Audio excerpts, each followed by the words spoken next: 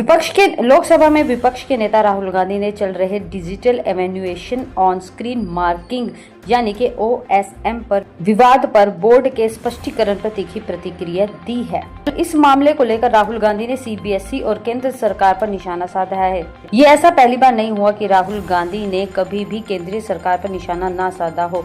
दरअसल CBSE ने हाल ही में 2026 की बोर्ड परीक्षाओं के लिए डिजिटल एवेल्यूनेशन सिस्टम लागू किया है। इस सिस्टम के जरिए कॉपियों की जांच कंप्यूटर स्क्रीन पर की जाती है। इसे लेकर विवाद भी अब छिड़ गया है। टीचरों और अभिभावकों ने भी आरोप लगाया कि इसमें तकनीकी गड़बड़ियां हुई हैं और छात्रों के गलत नंबर तरीके से दर्ज किए गए हैं। इस आरोप के बाद राहुल गांधी ने CBSE से 4 सवाल किए हैं, जिसमें पूछा गया कि CBSE ने यह कॉन्ट्रैक्ट देने में किन नियमों को तोड़ा या नजरअंदाज किया है। यह कंपनी पहले सोबरेरा नाम से विवादों में रही है। CBSE को इसकी जानकारी क्यों नहीं थी? बैकग्राउंड चेक क्यों नहीं किया गया? इन कंपनी के मालिक का मोदी सरकार से क्या संबंध है? उन्होंने आगे कहा कि नाम बदलना पर नियत वही, फितरत वही, इतिहास सबको पता था, फिर भी ठेका दिया गया। ऐसी कंपनी के हाथ में 18.15 लाख बच्चों का भविष्य सौंप दिया गया और किसी को फर्क नहीं पड़ा। यह गलती नहीं बल्कि यह सोच समझकर षड्यंत्र है। आगे उन्होंने कहा कि हम मांग करते हैं कि इस पूरे घोटाले के असली दोषियों को सामने लाने के लिए स्वतंत्र न्यायिक जांच और SIT का गठन तत्काल किया जाए। CBSE के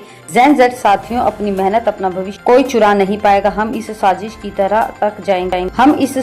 तह तक जाएंगे और इस भ्रष्टाचार को जड़ से उखाड़ फेंकेंगे। तो दूसरी तरफ राहुल गांधी के जवाबों का जवाब दिया है CBSE ने लिखा कि CBSE कॉम्पैक्ट एडुटेक को कॉन्ट्रैक्ट देने के आरोपों को खारिज कर दिया है। ये गलत है, गुमराह करने वाले और तथ्यों पर आधारित नहीं है। CBSE ने राहुल गांधी की बयानों को सिरे से खारिज कर दिया है। CBSE ने एजेंसी को कॉन्ट्रैक्ट देने में जनरल फाइनेंशियल रूल्स प्रोटोकॉल का पूरी तरह से पालन किया है। CBSE ने 28/8/2025 को सेंट्रल पब्लिक प्रोक्योरमेंट पोर्टल पर बोर्ड एग्जाम 2026 के लिए आंसर बुक के डिजिटल एवेल्युएशन के लिए RFP जारी किया और क्वालिफाइड बिडर को कॉन्ट्रैक्ट दिया। लेकिन राहुल गांधी इस बात पे अड़े हुए हैं, जबकि CBSE ने राहुल गांधी को इसका जवाब भी दिया है और राहुल गांधी के सभी बयानों को सिरे से खारिज कर दिया है।